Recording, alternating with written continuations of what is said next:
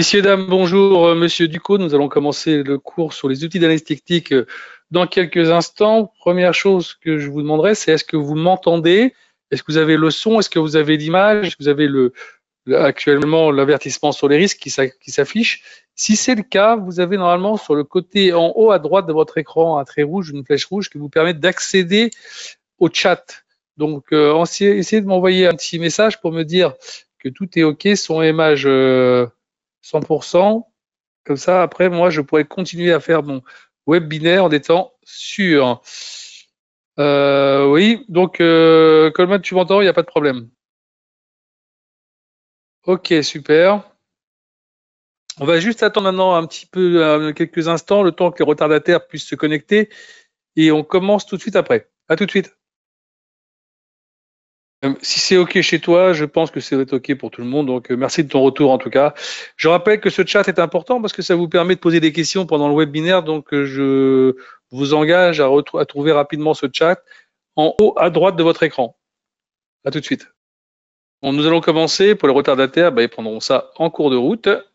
Bon, je rappelle le sujet du cours, les outils d'analyse technique. Alors, qu'est-ce que c'est que les outils d'analyse technique? C'est tout d'abord la possibilité, grâce à certains instruments, de pouvoir essayer d'interpréter l'orientation d'un produit. Et ça, en faisant quoi? En s'appuyant sur le passé du produit, c'est-à-dire on a un data sur le graphique qui nous permet, avec quelques instruments, les positionnant, de voir comment ça s'est comporté avant pour essayer de se dire voilà comment ça devrait se comporter par la suite. Donc, on va essayer de voir ça ensemble. Est-ce qu'il y a un produit sur lequel vous voulez qu'on travaille aujourd'hui en particulier? Ça nous permettrait d'essayer de voir ça sur un produit que tout le monde aime bien. Comme là, si tu as un choix, vas-y, tu as été le premier à répondre sur le chat. Donc, vas-y. S'il y a un produit qui te ferait plaisir, on essaiera de travailler là-dessus. Sinon, je vais choisir tout de suite.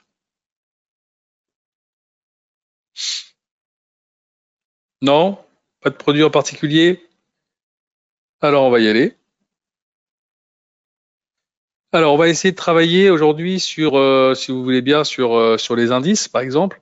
On va prendre allez, on va prendre le SPX 500. Allez, SPX 500. Je pense que ça fera plaisir à tout le monde. J'appuie sur SPX 500, clic droit, hop, ouvrir graphique.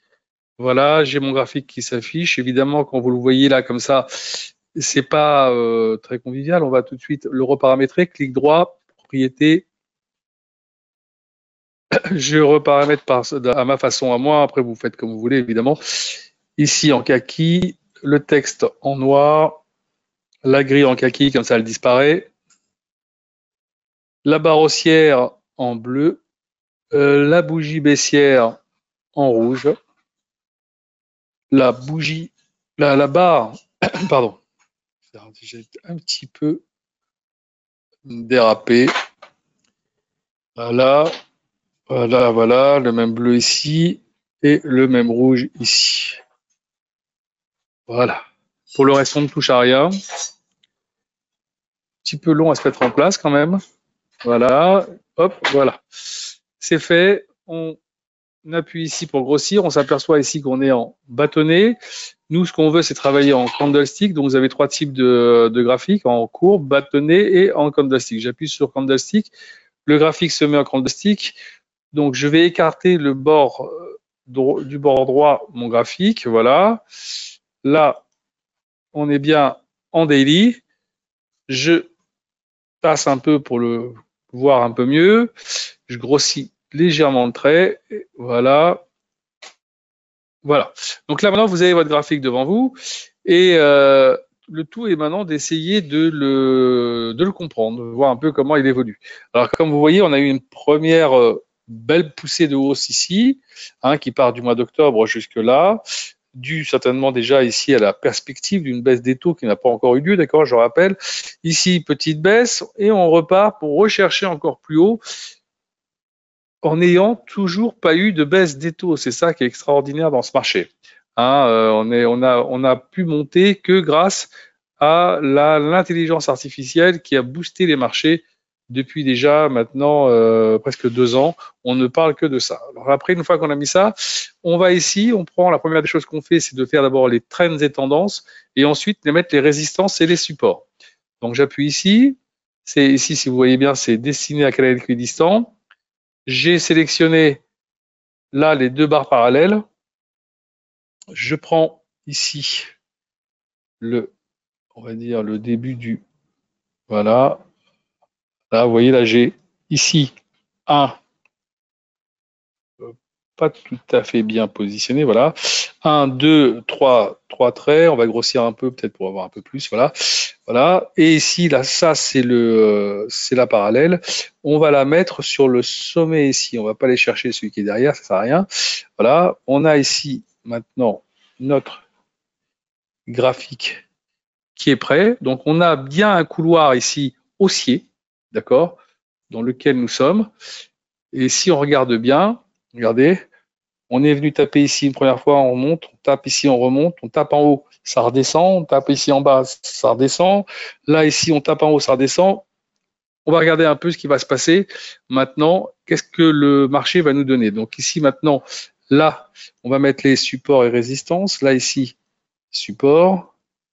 En haut, évidemment, résistance. Alors, je vais pas tous les mettre parce que tout à l'heure, vous verrez, quand on va utiliser Fibonacci, bah, une partie de ces traits là que je viens de mettre, de ces résistances supports, vont être absorbés par Fibonacci. Donc, je vais pas tous les mettre, mais c'est intéressant quand même de pouvoir vous montrer déjà comme ça de façon empirique comment on peut visionner et essayer de voir un peu les. Vous voyez ici, j'ai un bon petit support qui vient essayer de confirmer. Là ici, support, confirmé ici.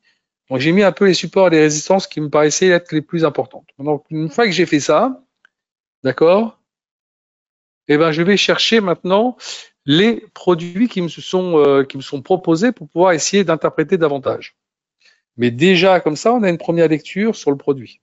Maintenant, insertion, indicateur, je descends dans Trend, je vais sur Bollinger Band. Alors je vous laisse le temps de regarder comment j'y suis arrivé. Quand j'ai sélectionné Bollinger Band, je clique dessus. Je ne touche pas à la programmation. Vous pouvez changer la couleur du trait ou la grosseur. Vous faites juste OK et vous avez les bandes de Bollinger qui sont à l'intérieur voilà, du graphique. Alors, qu'est-ce que c'est que les bandes de Bollinger? C'est on va dire, une moyenne mobile ici de 20 jours sur lesquels on calcule des écarts types qui vont nous donner la possibilité d'anticiper en disant de quelle façon les cours peuvent évoluer, soit vers le haut, soit vers le bas. Auquel cas, normalement, quand on vient taper en haut, on a un retour. Quand on vient taper en bas, on a un retour dans le sens contraire. Généralement, c'est pas toujours le cas, mais généralement. Des fois, on a des marchés qui appuient soit à la hausse, soit à la baisse, comme ici, vous voyez, la tendance était nettement baissière. On a eu beau taper, on n'a pas eu de retour et on a enfoncé. C'était vraiment un marché vraiment bien baissier. On n'a pas eu de sensation de retour. Là, maintenant, mais on va dire qu'à 70%, 75%, vous allez voir toujours qu'une fois qu'on tape normalement le haut de la bande de Bollinger ou le bas, on a des retours qui se font. Donc ça, c'est intéressant de le mettre en place. Maintenant qu'on a mis les bandes de Bollinger, que vous savez à quoi ça sert et comment on peut les lire, on va aller chercher d'autres instruments, évidemment. Indication, hop, oscillateur, et on va descendre sur Relative Strength Index, c'est-à-dire les RSI. Vous avez tous entendu parler de ces fameux RSI. Voilà, je clique dessus, je ne touche pas à la programmation, je fais juste OK. Je vais baisser ici parce qu'il y aura d'autres éléments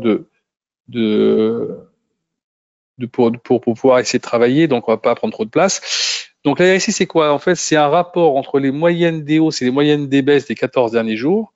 OK, parce qu'on est assis ici 14. Et ça va vous donner ce petit graphique qui va aussi entre 0 et 100. Alors, quand on est au-dessus de 70 ou à 70 ou au-dessus, marché en surachat. Et généralement, quand c'est le cas, eh ben, le marché a tendance à repartir à la baisse. Vous voyez, là, d'ailleurs, on était ici à 82. Et on était en haut de la bande de Bollinger à 82. Là, c'était forcément un signal de vente assez intéressant. Là, ça ne veut pas dire qu'on est Donc, on n'est pas toujours sur un signal de vente. On est toujours quand même sur une RSI très, très forte. Hein. On est sur une RSI qui tourne autour des 70. J'ai envie de vous dire que la dernière fois qu'on était ici à 70, on est redescendu. Hein. Donc, attention à ça. D'ailleurs, si vous voulez, on peut essayer de mettre ici un petit trait, vous voyez, et on voit bien que nous sommes exactement sur les positions de retour que nous avons eues à chaque fois qu'on était dans cette période-là. Vous voyez, sur 70. Vous voyez, tac, on a bien vu, marché entre là et là, vous voyez, avant de retourner chercher ici à 30, aux alentours de 30. Alors 30, c'est en fait le contraire de la hausse quand on est vers le bas. Quand on arrive à 30 ou au-dessous de 30, c'est qu'on est en survente. Et donc généralement, des retours se font dans le sens contraire. Là, vous voyez, on est quand même encore très cher là hein, par rapport à ce qu'on voit sur les RSI. Donc, on peut se dire que peut-être que le mouvement de baisse n'est pas terminé et qu'on pourrait avoir une accélération qui se fasse. Aujourd'hui, on voit bien le marché se cherche un peu, il a du mal à vouloir redémarrer. Pas de trop d'indicateurs. S'il y a un indicateur tout à l'heure qui devrait tomber, ou même qui était tombé il y a 10 minutes, je n'ai pas fait attention. Donc on verra ça après. C'était l'indice de confiance des consommateurs. On verra ça après le cours. Donc là maintenant, on a mis ici notre RSI. On voit bien qu'on est quand même en surachat. On va regarder ici insertion pour voir un peu si les autres indicateurs vont nous donner une confirmation. Oscillateur. Ici, MACD. Je vais sur MACD.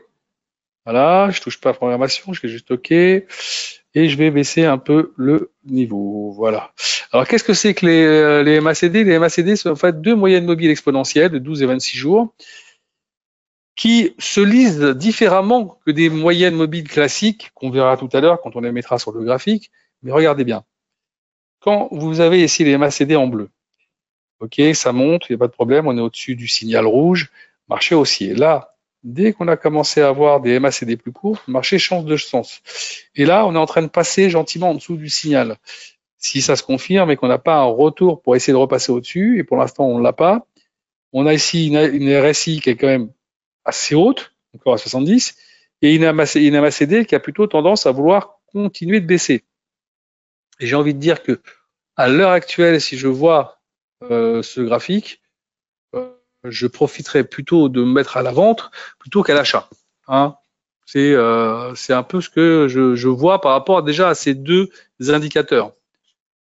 OK, je continue. Je vais dans insertion, indicateur, oscillateur.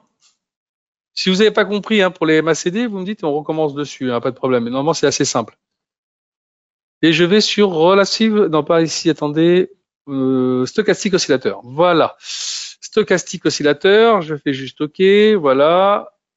Alors, les stochastiques, vous voyez, c'est un peu comme sur les MACD, vous avez la stochastique en vert et le signal en rouge. Tant qu'on est décroisé et que le marché est à la descente, on voit bien, le marché peut continuer encore à descendre.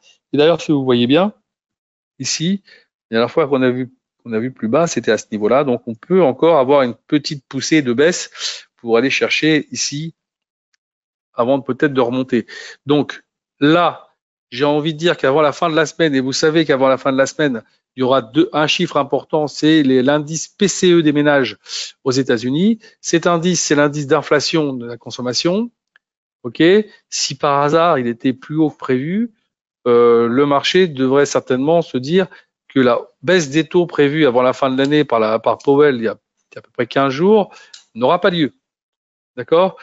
Donc, il faudra regarder un peu ce qui va se passer vendredi à 14h30, l'indice PCE des ménages. Très, très important, c'est vraiment ce qu'attend le marché depuis le début de la semaine. Donc, on voit bien ici, pour l'instant, ici, pas de décroisement qui nous fait croire qu'on va repartir à la hausse. Okay, parce que ici, vous voyez ici le signal repart, ici, le signal vert repart vers la hausse, et ici, on décroise. Pour l'instant, on n'est pas en train de décroiser, donc c'est plutôt toujours à la descente. Même chose du côté de la MACD, et on est très haut sur la RSI. J'ai quand même trois indicateurs qui plaident pour une baisse. Donc, j'ai envie de dire que si je prends une position à la baisse, j'ai un peu moins de risque. C'est pas du pile ou face. C'est que je mets déjà dans ma réflexion 3 ou 4 indicateurs qui me permet de dire bah, j'ai plus de chances de gagner à la baisse qu'à la hausse. On est d'accord pour l'instant? Alors maintenant qu'on a mis ça en place, je vous ai parlé tout à l'heure d'un produit qui s'appelle les retracements Fibo. Ici, je vais sur Fibonacci ici, vous voyez. Là, vous voyez, là je vais là-dessus. Hop, j'ai cliqué dessus. J'ai sélectionné, là, vous voyez, maintenant, j'ai des petites barres horizontales et parallèles. Je prends le début du trend qui est ici, qu'on a pris. Je clique dessus, je laisse mon clic gauche enfoncé et je vais chercher le haut du trend. Voilà, on est juste là. Je lâche. Donc, évidemment, vous voyez que ce trait-là n'est plus intéressant à garder, que celui-ci n'est plus intéressant à garder puisqu'il est absorbé. Et si vous regardez bien, celui-ci aussi, il est absorbé. On les avait mis de façon empirique tout à l'heure, mais on s'aperçoit que Fibonacci, en fin de compte, fait le boulot. Celui-ci également. Alors, on l'a fait tout à l'heure à la main pour bien montrer comment on peut le faire. Et celui-ci, on peut dire que c'est quasiment la même chose. Voilà, on les enlève tous. Voilà. Et donc, avec Fibo, vous avez déjà tout ce qu'il vous faut en termes de retracement sur le marché. Donc, vous voyez exactement comment le marché peut évoluer. Vous voyez. Donc, ici, si ça descend, on a un premier arrêt au stand ici, comme on dit, à 5400, 5440. Donc, il y a à peu près une centaine, un peu moins d'une centaine de points à aller chercher, peut-être. Donc, c'est peut-être pas mal. Et si des fois ça lâche ici, vous avez le deuxième point ici à aller chercher, 38,2, qui se trouve à 5350 autour. Donc voilà, vous avez déjà des objectifs qui vous seraient donnés en cas de poursuite de la baisse. OK? Donc ça, c'est intéressant de le noter. Pas de questions pour l'instant, tout est bon? S'il y a des questions, je vous rappelle que vous avez un chat sur le côté en haut à droite de votre écran. OK? Un trait rouge, une flèche rouge qui vous permet de poser des questions. Alors, si vous avez envie qu'on revienne sur un élément, c'est le moment de me le dire. Il n'y a pas de problème, ça m'embête pas de répéter ce qu'on a déjà vu. Je retourne dans insertion, indicateur. On avait parlé tout à l'heure des MACD avec on appelle ça les moyennes mobiles exponentielles. Nous, on va aller chercher tout de suite les moyennes mobiles classiques. D'accord, donc je vais dans Moving Average. En fait, il y en a trois essentiels que le marché regarde à peu près tout le temps. C'est la 50 jours. Là, voilà, vous voyez, on est très loin. Hein, la 50 jours, elle est quand même assez loin. Elle se trouve ici, à 5330. Mais c'est un support assez intéressant. On voit bien que cette montée-là, elle a été importante. Bon, il y a aussi le rollover qui a joué aussi son rôle. Là, maintenant, cette moyenne mobile, elle se trouve à 5330. Il y a des chances peut-être qu'à un moment donné, on allait la chercher pour essayer de remettre tout ça d'aplomb. Je vais aller chercher maintenant la deuxième moyenne mobile, celle des 100 jours. Voilà. Ah, il m'ennuie ce truc. Voilà. On va évidemment lui changer de couleur. On va lui mettre un petit bleu ciel bien sympa. Dès qu'il aura accepté d'enregistrer ce que je lui dis. Voilà. Voilà. On est juste en dessous sur la moyenne mobile des 100 jours et on se trouve à 5250 à peu près, hein, j'arrondis. Et la troisième, évidemment, c'est la moyenne mobile des 200 jours. Alors, on y va, on va la chercher tout de suite. Ça, on va lui mettre une... Alors, j'imagine qu'on va être très très loin. Donc, on va prendre une couleur assez flashy qui pourrait ressortir. Voilà, vous voyez, on est à 200 jours, on se trouve être à quasiment à 5000. Donc, pour le moment, on est largement au-dessus des trois moyennes mobiles classiques qui sont la 50 jours, la 100 jours et la 200 jours. Je rappelle que déjà dans les bandes de Bollinger, vous avez la 20 jours. Ok, donc vous avez ici déjà pas mal de moyennes mobiles. Ensuite, si vous voulez regarder un peu comment ça se comporte, comment ça se passe quand on est au-dessus des trois moyennes mobiles, qu'est-ce qui se passe et à quel moment on peut imaginer ou envisager avoir un retour. Là, vous voyez, c'est ce qu'on avait, on était largement au-dessus des moyennes mobiles. À quel moment ça a commencé à repartir à la baisse et est-ce qu'on a eu déjà l'occasion de voir le fait de transpercer les 2 ou les 3 moyennes mobiles. Non, on n'a pas vu ça depuis quasiment, voilà, quasiment ici, voilà, on était là. Il faudrait revenir à quasiment mi-octobre 2023 pour retrouver un marché sur lequel on est passé en dessous des 2 moyennes mobiles de 50 jours et des 200 jours. Donc on est quand même, enfin des 100 jours et des 200 jours. Donc, vous voyez, on est quand même très loin de tout ça. Pour le moment, on a mis en place la plupart des choses qui nous intéressaient. Est-ce que jusqu'à présent tout est clair, tout vous paraît intéressant pour vous? Vous avez déjà un peu mieux compris comment on peut mettre en place ce genre de graphique. Alors, je vais vous montrer quelque chose qui va vous aider parce que c'est important. Vous voyez, là, on a mis tous les trucs. Alors, évidemment, n'oubliez pas d'enregistrer le graphique, hein, parce que vous n'allez pas le refaire à chaque fois. Vous allez dans modèle ici, enregistrer le modèle. Vous marquez ici US 500 sur le truc qui va s'ouvrir et vous ici, vous enregistrez. Ici, Temple Name, vous marquez le nom. Vous faites Save et le produit sera enregistré dans votre lexique qui est ici. Donc, vous aurez ici un petit onglet de plus qui vous permettra à chaque fois de pouvoir y accéder sans avoir à refaire tout ce qu'on vient de faire à l'instant. Alors évidemment, il y a énormément d'autres éléments d'analyse. Je les ai pas tous mis parce qu'on peut pas tout mettre. Je vais pas vous mettre par exemple du Eshimoku sur tout ça, sinon on va plus rien comprendre. Eshimoku, j'ai envie de dire que à la limite, si vous voulez faire du Eshimoku, vous le mettez sur un graphique à part. Parce que sinon ça sera un peu illisible sur le graphique. Et puis vous avez Alligator, vous avez d'autres trucs, vous avez les points pivots, vous avez tout ça, vous pouvez le mettre dessus sur votre graphique. Ne chargez pas trop pour ne pas que ça ressemble à une carte météo et que ensuite derrière vous ne puissiez pas vraiment essayer de déceler une opportunité qui pourrait s'offrir à vous. D'accord? Alors ça, c'était pour le côté pratique. Côté maintenant, on va dire, si vous avez envie de faire un autre graphique, regardez, je vais sur US 100, US 30, je fais ouvrir graphique. Pour pas perdre de temps, je vais sur ce que j'ai enregistré et j'appuie sur ce que j'ai enregistré. Tout ce que j'ai enregistré est pris en compte. J'ai plus qu'à remettre mes trends et tendances. J'ai gagné un temps fou. Et après, ça sera à vous juste de rajouter les couloirs. Et Fibonacci, vous avez déjà gagné un temps fou pour pouvoir faire votre analyse sur le produit suivant. S'il n'y a pas d'autres questions, je vous remercie d'avoir assisté au cours et je vous attends pour les prochains, surtout sur du jeudi avec le Money Management. À bientôt.